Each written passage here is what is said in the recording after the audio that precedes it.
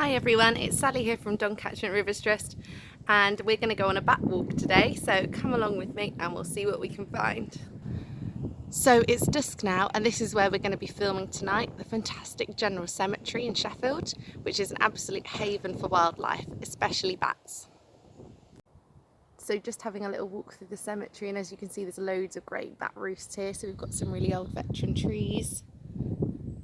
And we've also got this really wonderful church just behind me, which is amazing for bats to roost in. There's one that usually circulates every night, which is really nice to watch. So dusk has fallen here on the cemetery. As you can see, it's pretty dark out here. I've got my bat detector with me, set onto 45 kilohertz, which is the frequency that we'll hear the common Pipistrelle at. We might also hear the Soprano Pipistrelle tonight, which is on 50 kilohertz, so we'll keep an ear out for that as well.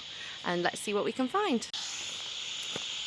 So walking through the cemetery now, I've got my bat detector going, which is that buzz you can hear.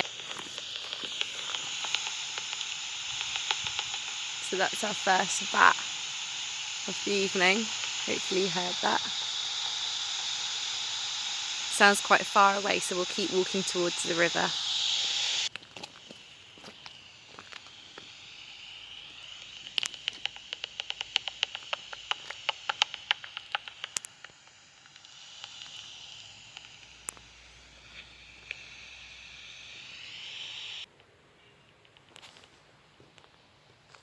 So there's two pipistrelles there,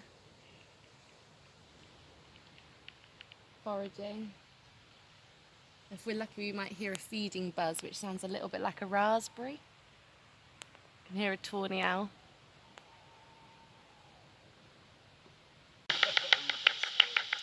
So bats echolocate, which means they send out sound waves, and these bounce onto objects they're trying to hunt and objects they're trying to avoid as well, such as trees and things in their way. And when they hone in on their prey, these sound waves get shorter and shorter and shorter. So that's what we're hearing right now.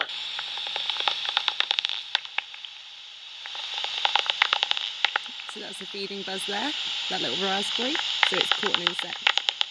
And that's when it hones in on an insect, so its echolocation gets closer and closer and closer. Those sound waves are bouncing off as it gets closer and catches that insect. There's another one.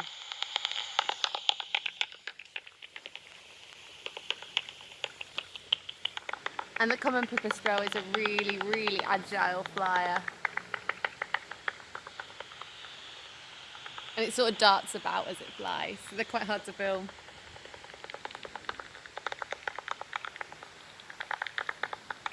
There's two now, so you'll hear twice the noise on the bat detector.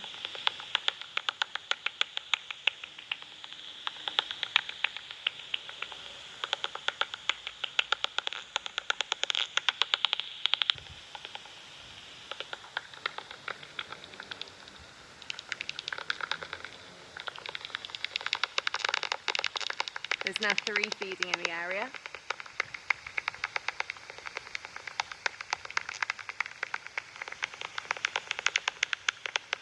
And you can hear how those frequencies are picking up are changing with 3 of them being in the area.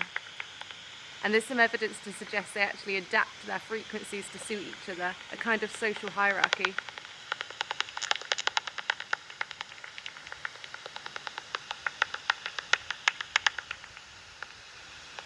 So we're struggling a bit with the light now, but you can hear the river rushing under the bridge here. And a lot of the bats will be foraging from the river tonight. This is the brook. Any little insects that emerge from the water, they'll be feeding on. There is a specialist river bat called the Daubenton's bat, which is a wonderful bat. We might be getting some sounds of that here. It sounds a little bit more like gunfire when they forage. So this might be a Daubenton's here. What we're looking for is a white fluffy chest and fluffy feet. And the Daubenton's bat actually forage really close to the water's edge. They grab insects emerging inches off the water's edge, which is quite amazing.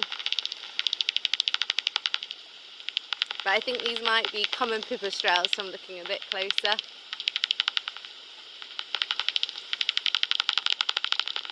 as I can't see the white belly.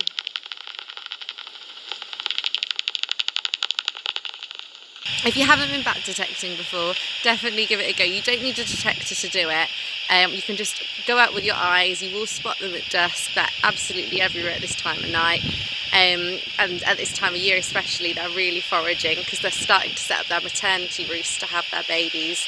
I started bat detecting when I was about 16 and I still love it. I do it all the time and it's such a good hobby, so definitely go out and see if you can spot them at night.